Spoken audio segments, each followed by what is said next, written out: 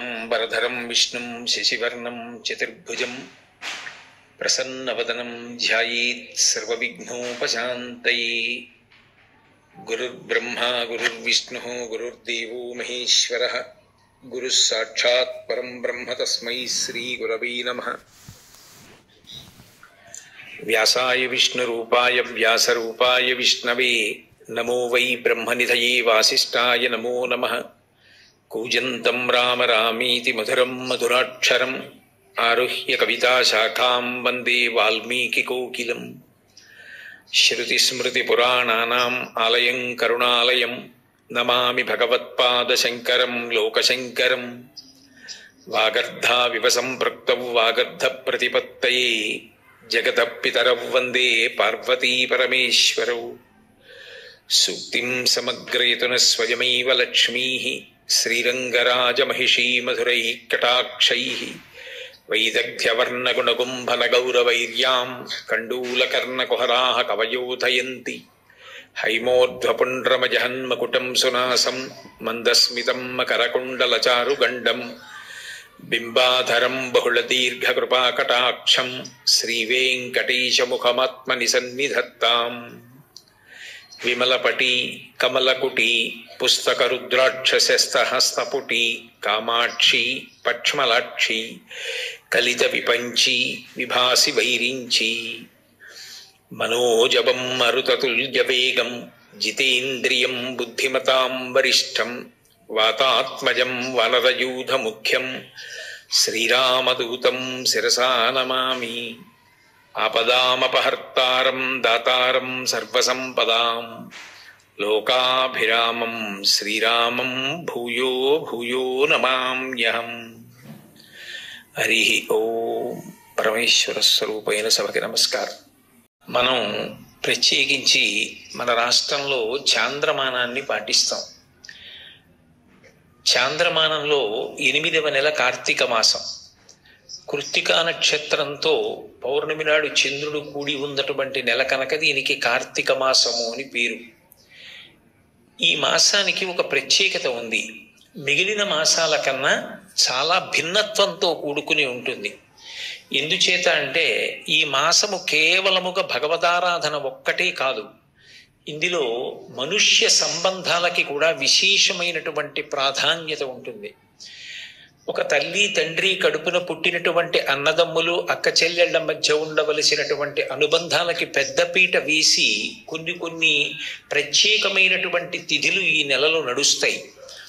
అలాగే మనకి ఉన్నటువంటి చాలా చాలా గొప్ప విశేషం ఏమి అంటే పాము దగ్గర నుంచి ప్రతి జీవిలో కూడా భగవత్ తత్వాన్ని చూసి నమస్కరించడం అలవాటు.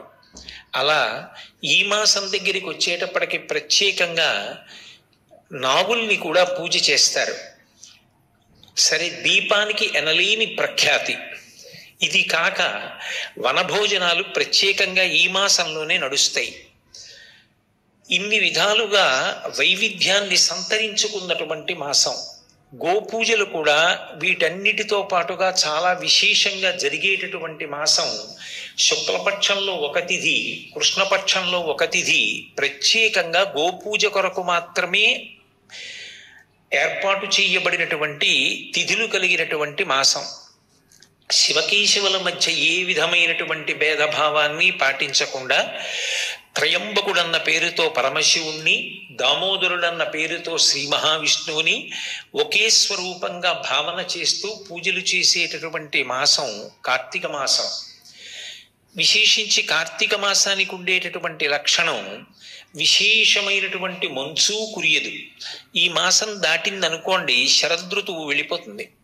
ఎందుచేత అంటే ఆశ్వీజ మాసము కార్తీక మాసము ఈ రెండు శరదృతువు. శరదృతువు దాటిపోయింది అంటే హేమంత ఋతువు ప్రారంభమైపోతుంది. హేమంత ఋతువు ప్రారంభమైందంటే విశేషంగా మంచు పడడం మొదలవుతుంది. మంచు పడడం మొదలైంది అంటే అది జీవకోటికి ఆరోగ్యానికి అంత యోగ్యమైనది కాదు. అందరూ బ్రాహ్మీ ముహూర్తంలో లేచి అనుష్ఠానం చెయ్యడం కూడా అంత తేలికైనటువంటి విశేషం కాదు. గ్రీష్మ ఋతువు ఉందనుకోండి విశేషమైనటువంటి తాపంతో ఉంటుంది. అందుకే అంత తాపంతో ఉండేటటువంటి కాలంలో భగవంతుని యందు మనసు నిలబెట్టి ఆరాధన చెయ్యడం కూడా అంత తేలిక కాదు. వర్ష ఋతువు ఉందనుకోండి, హోరున వర్షములు పడుతుంటే భగవదారాధన యందు మనసు నిలబెట్టడం, దేవాలయాలకి వెళ్ళడం, ప్రదక్షిణం చెయ్యడం, దీపాలు వెలిగించడం, అనేకమైనటువంటి పూజాదులను నిర్వర్తించడం సుసాధ్యమైనటువంటి విషయం కాదు. ప్రకృతి పరంగా ఆలోచించినప్పటికీ కూడా ఈ కార్తీక మాసంలో ఉన్నంత సౌలభ్యం, ఇప్పుడు ఉన్నటువంటి ఆనుకూల్యత మిగిలిన మాసములలో కనపడదు. ఇది శరదృతువైనటువంటి కారణం చేత పండు వెన్నెల కురుస్తూ ఉంటుంది. చంద్రుడు పరమ ఆహ్లాదకరంగా ప్రకాశిస్తూ ఉంటాడు. ఆకాశం అంతా చిన్న చిన్న తెల్లటి దూది పింజల వంటి మబ్బులతో నిండి ఉండి ప్రస్ఫుటమైనటువంటి కాంతి భూమి అంతటా కూడా ప్రసరించి ఉంటుంది. ఈ కాలంలో ప్రత్యేకించి రాత్రుల యొక్క నిడివి ఎక్కువగా ఉంటుంది, పగలు యొక్క నిడివి తక్కువగా ఉంటుంది. అందరూ కూడా ఉపాసన చెయ్యడానికి యోగ్యమైనటువంటి కాలం. మనకి ఋషులు దార్శనికులు, మనందరం కూడా ఋషులకు రుణపడిపోయాం. ఎందుకని అంటే ఋషులు కేవలం వాళ్ళు తరించడం కాదు, మనందరం కూడా తరించడానికి వీలుగా కాలాన్ని విభాగం చేసి మనకి అందించారు. అలా అందించినప్పుడు ఉపాసనని దృష్టిలో పెట్టుకుని, జంతూనాం నరజన్మ దుర్లభం కనుక నరుడిగా జన్మించినటువంటి వ్యక్తి భగవంతుని ఉపాసన చేసి భగవంతుణ్ణి పొందడానికి యోగ్యమైనటువంటి విభూతి ఏ కాలమునందు బాగా ప్రస్ఫుటమై ప్రసరిస్తుందో అటువంటి కాలమును గణన చేసి ఒక సంవత్సరాన్ని ప్రమాణంగా చేసుకుని దాన్ని రెండుగా విభాగం చేశారు. ఒకటి దక్షిణాయనం, రెండవది ఉత్తరాయణం. దక్షిణాయన పుణ్యకాలము అంటాం. ఎందుచేత అంటే దక్షిణాయనం అంతా కూడా ఉపాసన సంబంధమై ఉంటుంది.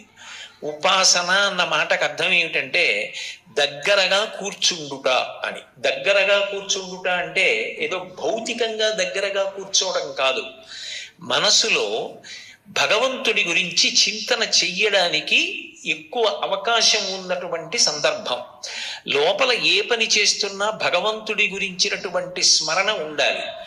ఏది జరుగుతుండనివ్వండి, అది భగవంతుడితో ముడిపడాలి.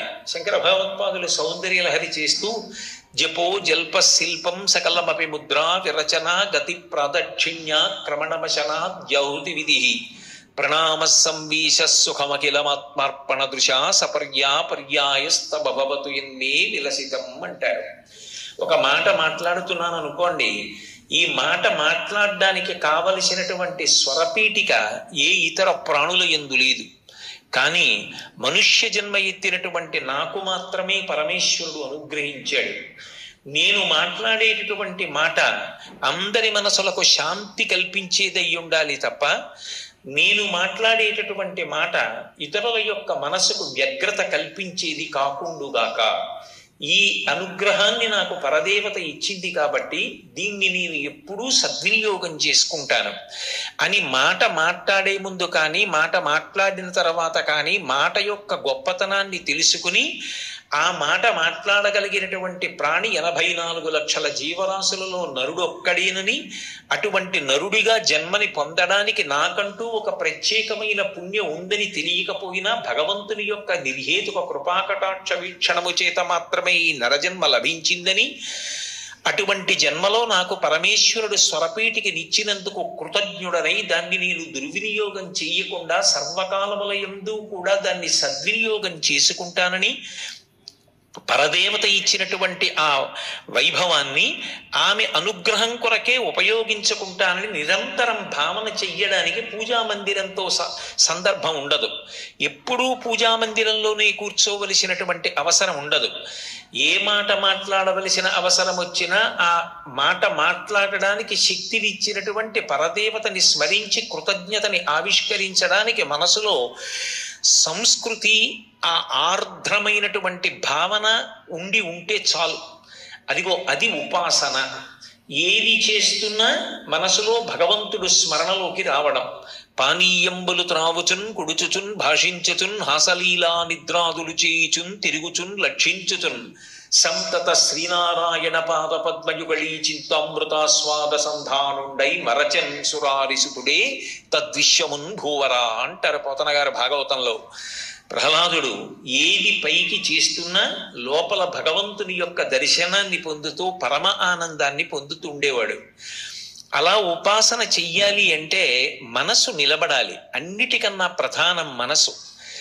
అది ఇంద్రియములను యాంత్రీకరణ చేసి ఎక్కడికో వెళ్ళిపోతుంది. ఒక పూజ మొదలు పెట్టారనుకోండి, ఓం నిధనపతయే నమః అన్నప్పుడు ఉంటుంది, ఓం నిధనపతాంతికాయ నమః అనేటప్పటికి ఎక్కడికో వెళ్ళిపోతుంది.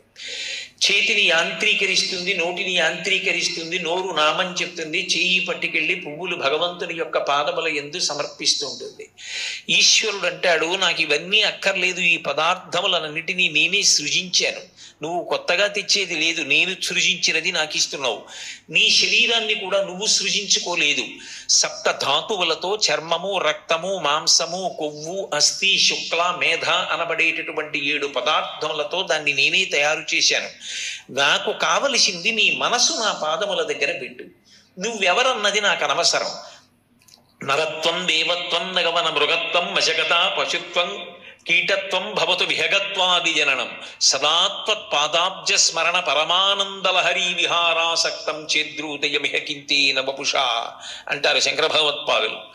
శరీరంతో సంబంధం లేదు. మనసు భగవంతుని దగ్గర పెట్టగలిగినటువంటి ప్రాణి ఏదైనా తరించింది. ఒక్కొక్కసారి మనుష్య జన్మ కాకపోయినా తరించిన ఉన్నాయి. ఏ వేదంబు పఠించలూత భుజగం వేశాస్త్రములు సూచే విద్యాభ్యాసమునర్చె కరి చించే మంత్రమోహించే బోధావిర్భావ నిధానముల్ చదువులయ్యా కాదు మీ పాద సంసేవాసక్తియ కాక జంతు తతికిన్ శ్రీకాళహస్తీశ్వర అంటాడు దూర్జటి. ఒక సాలెపురుగు, ఒక ఏనుగు, ఒక పాము తరించాయి. ఒక కొండ నరత్వం, దేవత్వం, నగవన మృగత్వం, వశకత, పశుత్వం, కీటత్వం భవతు విహగత్వాది జననం అని శంకరులు అన్నట్టుగా ఒక కొండ అయితేనే భద్రాద్రి తపస్సు చేసి రామచంద్రమూర్తిని తన శిరస్సు మీద నిలబెట్టుకోగలిగింది. వామాంక స్థిత జానకీ పరిల సత్కోదండ దండంకరే చక్రం చోర్ధ్వకరీడ బాహుయుగళే శంఖం శరం దక్షిణి బిభ్రాణం జలజాత పత్రనయనం భద్రాద్రి మూర్ధిని స్థితం కేయూరాది విభూషితం రఘుపతిం సౌమిత్రియుక్తం భజే. ఆ భద్రాచలం ఎంత గొప్పదైంది, వెంకటాచలం ఎంత గొప్పదైంది, శ్రీశైలం ఎంత గొప్పదైంది. పర్వతములైతే మాత్రం అవి భగవంతుణ్ణి తమ శిరస్సును దాల్చి తరించాయి. మనసు భగవంతుని యందు నిలబెట్టడానికి యోగ్యమైనటువంటి కాలాన్ని ఋషులు గణన చేసి దాన్ని బ్రాహ్మీ ముహూర్తము అని నిర్ణయం చేశారు. బ్రాహ్మీ ముహూర్తము అంటే సూర్యోదయానికి ముందు ఉండేటటువంటి కాలం. సూర్యోదయం నుంచి 88 నిమిషాల ముందున్న కాలాన్ని బ్రాహ్మీ ముహూర్తం ఉండేటటువంటి కాలము అని పిలుస్తారు. అది భగవదారాధనకు అత్యంత ఉపయుక్తమైనటువంటి కాలం. ఆ సమయంలో భగవంతుని యందు మనసు నిలబెట్టడం తేలిక. ఒక రోజుకి సూర్యోదయానికి ముందు 88 నిమిషములు ఎలా అరుణోదయంతో కలిపి భగవదారాధనకు యోగ్యమవుతుందో అలా ఒక సంవత్సరాన్ని ప్రమాణంగా తీసుకుంటే అందులో బ్రాహ్మీ ముహూర్తముగా పరిగణింపబడేటటువంటిది ఆశ్వీజ మాసం. అందుకే తమోగుణం విరిగిపోవడానికి దేవీ నవరాత్రులతో ఉపాసన ప్రారంభమవుతుంది. తర్వాత వచ్చేటటువంటి మాసం కార్తీక మాసం. కార్తీక మాసం దగ్గరికి వచ్చేటప్పటికీ అగ్ని సంబంధమైనటువంటి ఆరాధన చాలా విశేషంగా ఉంటుంది. ఎందుచేత అంటే కృత్తికా నక్షత్రంతో చంద్రుడు కూడేటటువంటి మాసం. కృత్తిక అగ్ని సంబంధమైనటువంటి నక్షత్రం. ఈ నెల అంతా కూడా అగ్ని సంబంధంగానే ఉంటుంది. అందుకే అసలు ఆశ్వీజ మాసం యొక్క చిట్ట చివరి రోజైనటువంటి అమావాస్య నాడు దీపావళి, ఆవళి అంటే వరుస, దీపముల యొక్క సమాహారంగా పండగ ప్రారంభమవుతుంది. ఇంకా ఆ తరువాత కార్తీక మాసం అంతా కూడా దీపము యొక్క ఆరాధన. ఒక్క విషయాన్ని మీరు బాగా గమనించవలసి ఉంటుంది. అసలు సనాతన ధర్మం అగ్ని ఆరాధన మీద ఆధారపడింది. మిగిలిన ధర్మములకు సనాతన ధర్మమునకు ఒక ప్రత్యేకమైనటువంటి వ్యత్యాసం ఉన్నది. ఇక్కడ ధర్మచక్రం దేనిని ఆధారం చేసుకుని తిరుగుతుంది అంటే అగ్నిని ఆధారం చేసుకుని తిరుగుతుంది. అందుకే లింగ పురాణంలో వ్యాస భగవానుడు అగ్నిహోత్రుడి గురించి మాట్లాడుతూ ఒక మాట అంటాడు, హవ్యం వహతి దేవానాం కవ్యం కవ్యాసినామపి పాకంచ కురుతే వహ్ని శంకరస్యైవ శాసనాత్ అంటాడు. ఆయన హవ్యవాహనుడై మనం దేవతలకి హవిస్సునిస్తే స్వాహ అంటూ వేసినటువంటి పదార్థాన్ని అగ్నిహోత్రుడు తీసుకెళ్లి దేవతలకు ఇస్తాడు. దేవతలు మనం ఇచ్చినటువంటి పదార్థాన్ని తిని వాళ్ళు సంతోషించి వర్షం కురిపిస్తారు. వర్షం కురిపిస్తే పాడి పంట కలుగుతుంది. భాగవతం దశమ స్కంధంలో అంటారు, ఎప్పుడైనా వర్షం కురిసిందనుకోండి దానివల్ల సమృద్ధిగా పంట కలుగుతుంది. అందుకే మఖము చేయ వజ్రి నది సంతసించును, వజ్రి సంతసింప వాన కురియు, వాన కురిసి గసవు వసుమతిపై పెరుగు, గసవు మీ సిద్ధీను గణము బ్రతుకు. మనం యజ్ఞం చేస్తే హవిస్సు దేవతలు తింటారు, దేవతలు తిని సంతోషిస్తే వర్షం కురిపిస్తారు, వర్షం కురిపిస్తే పాడి పంట ఉంటే మనం సమృద్ధిగా ఉంటాం. మనమే కాదు, శం ద్విపదే శం చతుష్పదే, 4 కాళ్ళున్న ప్రాణుల దగ్గర నుంచి అందరూ సంతోషంగా ఉంటారు. మనం సంతోషంగా ఉంటే మళ్ళీ యజ్ఞం చేస్తాం, మళ్ళీ యజ్ఞం చేస్తే దేవతలకి మళ్ళీ హవిస్సు అందుతుంది, మళ్ళీ సంతోషిస్తే మళ్ళీ వేళ పట్టున వర్షం కురిపిస్తారు కురవవలసిన సమయంలో. అప్పుడు మళ్ళీ పాడి పంట వృద్ధిలోకి వస్తాయి. అదొక ధర్మచక్రం. అలాగే పితృదేవతలకి కవ్యం ఇవ్వాలంటే అగ్నిహోత్రుడి ద్వారా ఇస్తారు. ఇంట్లో ఆహారాన్ని పచనం చేసుకోవాలంటే అగ్నిని ఆరాధన చేసుకుని చేస్తారు. తెల్లవారి లేచినదాదిగా అగ్నిని ఆరాధించడము ప్రధానమైనటువంటి జాతి ఏది అంటే సనాతన ధర్మమును నమ్మినటువంటి వాళ్ళ యొక్క లక్షణం. అందుకే ఇక్కడ ప్రధానమైన ఆచారము దేని మీద ఆధారపడుతుంది అంటే అగ్ని ఆరాధన మీద ఆధారపడుతుంది. అగ్నిని ఆరాధించడం ఎవరో కొన్ని వర్ణముల వారు మాత్రమే చేసేటటువంటిది కాదు, అన్ని వర్ణముల వారు అగ్ని ఆరాధన చేస్తారు. అందుకే వైద్యనాథ దీక్షితీయాన్ని పరిశీలిస్తే అన్ని వర్ణముల వారు అగ్ని ఆరాధన చేస్తారు అనేటటువంటి విషయం సుస్పష్టంగా తెలుస్తుంది. చిట్ట చివర ఒక వ్యక్తి శరీరాన్ని విడిచిపెట్టేశాడు అనుకోండి, కొడుకు మా తండ్రి గారు శరీరంతో ఉన్నంత కాలం అగ్నిని ఆరాధించారు, ఓ అగ్ని నిన్ను పరమ పవిత్రంగా భావన చేసి ప్రతిరోజు నీకు నమస్కరించారు, నిన్ను ఆరాధించారు. అటువంటి మా తండ్రి గారి శరీరం పడిపోయింది, ఇప్పుడు ఆ శరీరం కదలదు. మా నాన్నగారు బ్రతికున్నంత కాలం నీకు హవిస్సునిచ్చారు, ఇవాళ మా నాన్నగారి శరీరాన్ని హవిస్సుగా నీలో వేసేస్తున్నారు, దీన్ని కాల్చక ఇబ్బంది పెట్టకుండా భగ్గున కాల్చి పంచభూతముల యందు కలిపేసేయమని కొడుకు ప్రార్థన చేసి తండ్రి శరీరాన్ని అగ్నిహోత్రంలో హవ్యంగా సమర్పించేస్తాడు. అంటే అగ్ని ఆరాధనతో ప్రారంభమై అగ్ని ఆరాధనతో వ్యక్తి జీవితం పరిసమాప్తమైపోతుంది. అగ్ని ఆరాధన అనేటటువంటిది సనాతన ధర్మంలో అంత ప్రధానమైనటువంటి అంశం. శ్రియమిచ్చేత్ హుతాశన, శ్రియం కావాలి అంటే అది కేవలము అగ్నిహోత్రుడి వలన మాత్రమే సాధ్యమవుతుంది. శ్రియం అంటే కేవలం డబ్బు కాదు, నాకు చాలా డబ్బు కావాలి అని అనుకున్నాను అనుకోండి, దేని కొరకు డబ్బు కావాలన్నది ప్రధానం. నేను దాచుకోవడానికో ధర్మాన్ని విడిచిపెట్టి నేను ఖర్చు పెట్టడానికో అయితే అది ప్రమాదహేతు, దానివల్ల పాపం మూట కట్టుకుంటాను. అప్పుడు అది ప్రియం, ప్రేయస్సునిస్తుంది. కాదు, శ్రియం నేను ధార్మికంగా సంపాదించాలి, ధర్మం నిలబెట్టడానికి ఖర్చు పెట్టాలి. ఇప్పుడు అది శ్రియం, మంచి ఆలోచనను ఆ ఆలోచన కార్యరూపం దాల్చడానికి కావలసినటువంటి ఐశ్వర్యాన్ని రెండిటినీ కూడా ఇవ్వగలిగిన వాడెవరు అంటే అగ్నిహోత్రుడు. అందుకనే భట్టారక శబ్దం అన్వయమైంది. భట్టారకుడు అంటే పూజనీయుడు. అటువంటి అగ్ని మనకి మంచి ఆలోచనలు ఇస్తాడు, ధర్మం ఇస్తాడు, ధార్మికమైనటువంటి కార్యముల యందు ఉత్సుకతనిస్తాడు, ధార్మికమైన కార్యక్రమములను నిర్వర్తించడానికి కావలసినటువంటి సమస్త విభూతులను మనకి అనుగ్రహిస్తాడు. తత్కారణము చేత పుణ్యాన్ని ఇస్తాడు. ఆ పుణ్యము వలన చిత్తశుద్ధిని ఇస్తాడు. చిత్తశుద్ధి వలన జ్ఞానం ఇస్తాడు. ఆ జ్ఞానము వలన ఇక పుట్టవలసిన అవసరం లేని పునరావృత్తి రహిత శాశ్వత శివ సాయుధ్య స్థితికి కారణమవుతాడు. అందుకే సనాతన ధర్మంలో అగ్ని ఆరాధనకు అంత ప్రత్యేకత ఉంది. విశేషించి ఈ ఋతువు దగ్గరికి వచ్చేటప్పటికి ఒక లక్షణం ఉంది. యమధర్మరాజు గారి యొక్క ఒక దంస్ట్ర శరదృతువులో బయటికి వస్తుంది అని దేవీ భాగవతం. ద్వావృతు యమదంస్ట్రాఖ్యే నూనం సర్వజనేషు వై అని. వసంత ఋతువులో ఒక కోర బయటికి వస్తుంది, శరదృతువులో ఒక ఋతువు బయటికి వస్తుంది. ఈ రెండు ఋతువుల్లో ఆయన కోర బయటికి వచ్చిన కారణం చేత ప్రకృతి సంబంధమైనటువంటి ఉపద్రవములు సంభవిస్తాయి, అంటురోగాలు సంభవిస్తాయి.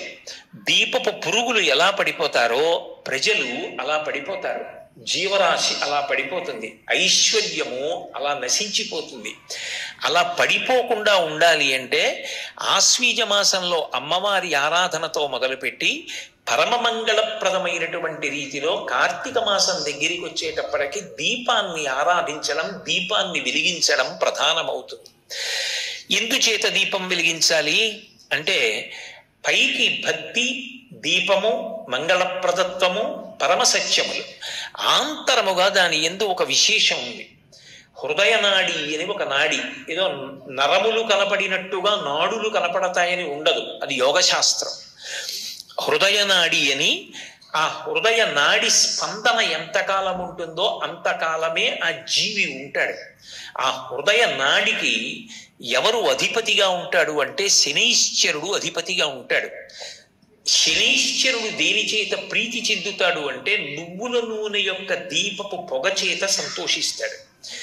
ఆయనకి నల్ల నువ్వులు కదూ మనం శనైశ్చర గ్రహానికి ప్రీతితో ఆరాధన చేసేటప్పుడు వినియోగించేది.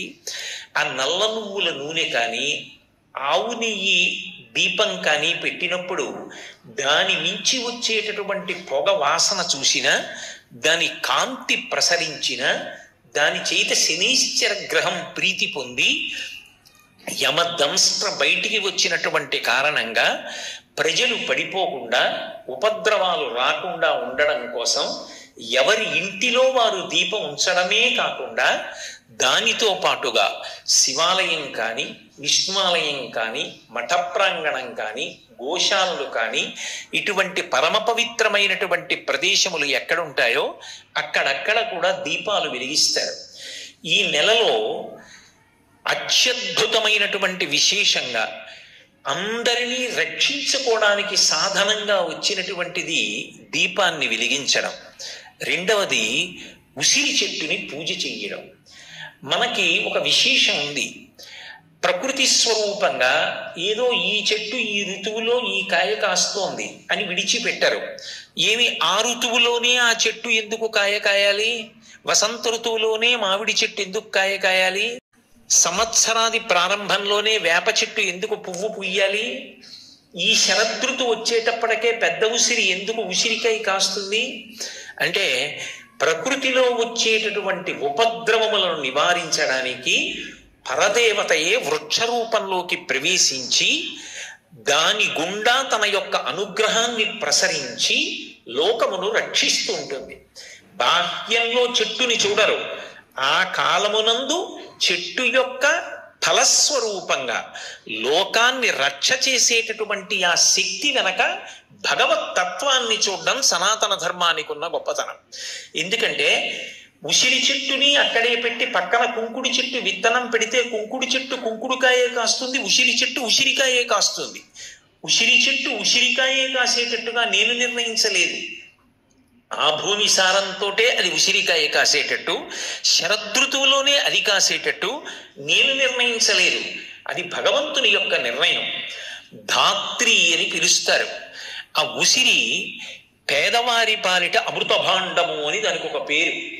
ఈ శరదృతువులో ఆరోగ్యపరంగా ఎన్ని రకాలైనటువంటి సమస్యలు వచ్చేటటువంటి అవకాశం ఉంటుందో అన్ని రకాల సమస్యలకి కూడా విరుగుడు ఎక్కడుంటుంది అంటే ఒక్క ఉసిరికాయలోనే ఉంటుంది. అందుకే ఇప్పటికీ ఆ పెద్దలు ఒక మాట అంటూ ఉంటారు, భర్తని రక్షించుకోవాలనేటటువంటి లక్షణం కలిగినటువంటి ప్రాజ్ఞురాలైన భార్య కార్తీక మాసం అంతా ఆదివారాలు ఉసిరికాయతో కూడుకున్న భోజనాన్నే భర్తకి పెడుతుంది అంటూ ఉంటారు. ఎందుచేత అంటే అది ఆయువుని కాపాడుతుంది. ఈ ఋతువులో ఏ 3 రకములైనటువంటి దోషములు, వాతము, పిత్తము, అలాగే వేడి, ఈ 3టిని కూడా నివారించి ఆరోగ్యంగా ఉండేటట్టుగా చేయగలిగినటువంటి శక్తి దేని యందు ఉంది అంటే ఉసిరికాయలో ఉంది. వృద్ధాప్యం వచ్చిన తరువాత నియమబద్ధంగా ఉసిరికాయని సేవించి తాను యవ్వనంలో ఉన్న శక్తిని తిరిగి పొందగలిగాను అని చవన మహర్షి నిరూపించి చూపించాడు. అంత గొప్పది.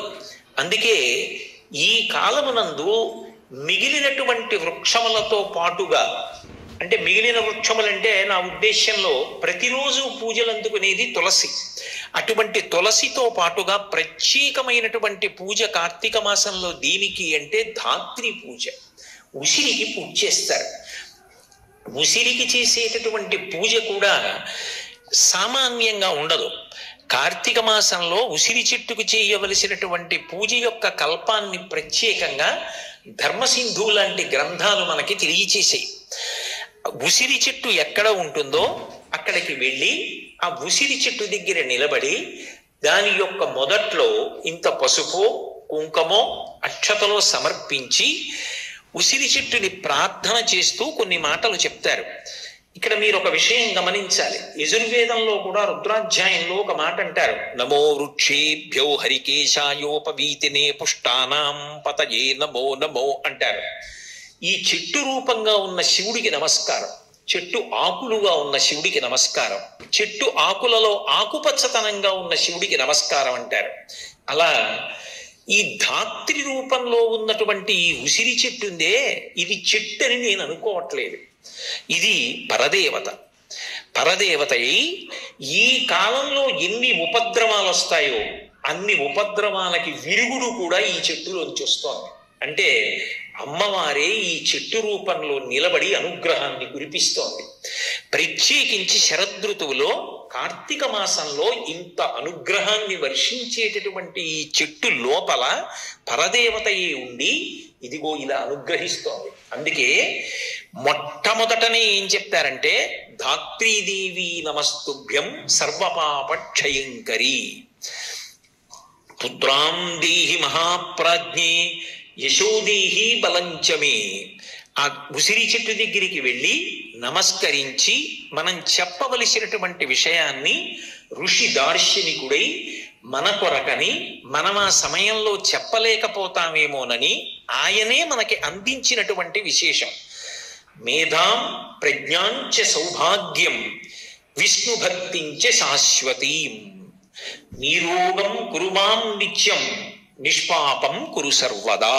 ఇది ఉసిరి చెట్టు దగ్గర కార్తీక మాసంలో తప్పకుండా చెప్పండి. ఒకవేళ ఎవరి ఇంటిలోనైనా ఉసిరి చెట్టు ఉందనుకోండి, వాళ్ళంత భాగ్యవంతులు ఎవరు ఉండరు. ఎందుకో తెలుసా? వాళ్ళు ఎక్కడికి వెళ్ళవలసిన అవసరం లేకుండా ఇంట్లో పూజా మందిరంలో ప్రతిరోజు గృహదేవతల్ని ఆరాధించిన తర్వాత కార్తీక మాసంలో చక్కగా ఉసిరి చెట్టు దగ్గరికి వచ్చి ఈ శ్లోకాలు చెప్పవచ్చు. అందులో ఒక మాట అంటారు, అమ్మా ధాత్రీదేవి నమస్తుభ్యం. దేవి అంటే దీవు ప్రకాశించున్నది, నాకు కనపడకుండా లోపల పరదేవతానుగ్రహం ఉంది. అది ఈ మాంస చిక్షునకు గోచరం కాకపోవచ్చు.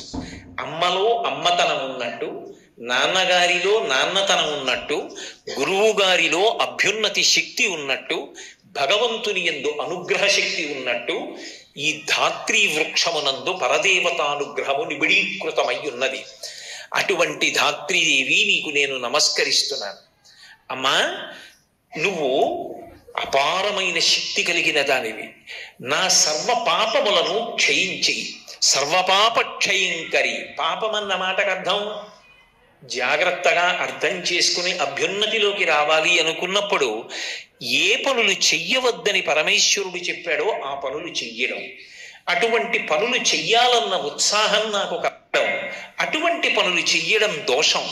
కానీ అమ్మా, ఏ కారణం చేతనో ఏ లౌల్యానికో చేశాను, ఆ దోషాన్ని తొలగించు. తొలగించి ఇకపైన నాకు అటువంటి అనురక్తి కలగకుండా ఏ పనులు చెయ్యమని నువ్వు చెప్పావో ఆ పనులు చెయ్యడంలో నాకు ఉత్సాహం కలిగేటట్టు చెయ్యి. సర్వపాప క్షయంకరి పుత్రాం దేహి, నాకు వంశం నిలబడాలి, నేను కన్యాదానం చెయ్యాలి, అందుకని నాకు కొడుకుని కూతుర్ని, కొడుకుంటే మనవణ్ణి మునిమనవల్ని, అమ్మా నా వంశం నిలబడేటట్టు అనుగ్రహించు. అంటే ఇప్పుడు మీరు ఒక్క విషయం గమనించండి, ఋషికి అనవసరపు విషయాలు చెప్పవలసిన అగత్యం లేదు. ఆయన బిరుదులు కోరుకోలేదు, ఆయన సన్మాన పత్రాలు కోరుకోలేదు, ఆయన తాంబూలాలు కోరుకోలేదు, ఆయన సభలన్నింటికి వెళ్ళి మాట్లాడాలని కోరుకోలేదు. ఆయన ఒకే ఒక ఉద్దేశ్యం, లోకాన్ని అనుగ్రహించడం. అటువంటి ఋషి ప్రోక్తమైన విషయముల యందు కూడా దోషం పట్టే ప్రయత్నం చెయ్యడం సంస్కారహీనత్వం. అందుకే ఋషి దార్శనికుడై మనకు అందిస్తున్నాడు. మనమేది చూడలేకపోయామో దాన్ని చూడగలగడం ఋషి యొక్క గొప్పతనం. కాలమునందు, దేశమునందు, వాతావరణమునందు, ప్రకృతి యందు ప్రకటనమయ్యేటటువంటి భగవద్విభూతిని ఆయన లెక్కగట్టగలడు. 3 రోజుల తరువాత సముద్రంలో ఏర్పడేటటువంటి అల్పపీడనాన్ని ఒక రాడార్ ఎలా కనిపెడుతుందో, ప్రకృతిలో ఏ ఏ పదార్థముల నుండి భగవద్విభూతి వ్యక్తమవుతోందో కనిపెట్టగలిగినటువంటి శక్తి ఋషి ఎందున్నది. ఒక రాడార్ యందు ఆ శక్తి ఉన్నది అని నువ్వు అంగీకరించగలిగితే, ఒక ఋషి యందు కూడా అటువంటి శక్తి ఉంటుంది అని అంగీకరించాలి. అది ఆయన మేధస్సు. నాకు లేదు కాబట్టి ఆయన ఎందు ఉండదు అని అనకూడదు. నేను ఐఏఎస్ చదువుకోలేదు కాబట్టి ఐఏఎస్ చదువుకున్న వాళ్ళు ఉండరు అంటే ఎంత దారుణమో, నాకు ఆ శక్తి లేదు ఋషి చెప్పినది తప్పనడం అంతే తప్పు. కాబట్టి ఆ ఉసిరి చెట్టు ఎందు పరదేవతానుగ్రహము ప్రస్ఫుటమై ఉన్నది. కాబట్టి అమ్మా నువ్వు నా వంశాన్ని నిలబెట్టగలవు, కాబట్టి పుత్రాం దేహి, నాకు బిడ్డల్నియ్యి. అంతేకాదమ్మా, దానితో పాటుగా తల్లి మంచి పనులు చేసినవాడు అన్న కీర్తిని నాకి, అంటే నా మనసులోంచి మంచి పనులు చెయ్యాలన్న సంకల్పాలు కలగాలి.